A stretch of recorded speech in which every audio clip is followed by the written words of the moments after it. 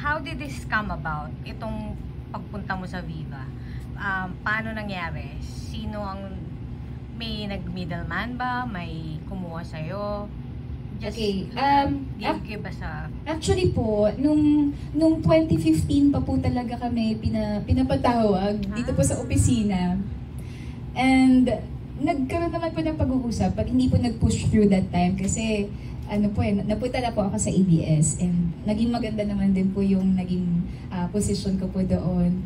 Tapos, tumawag po ulit sila bandang mga 2020. Of course, through my manager po, kay Miss Arlene.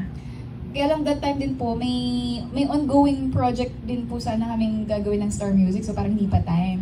Tapos, hanggang sa ngayong taon, ngayong 2023 po, na naman sila, tumawag na naman po kay ate, and sabi nila, tingnan nyo muna, pakinggan nyo lang kung ano yung mga pwedeng i-offer nga po.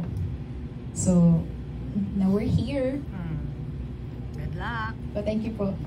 And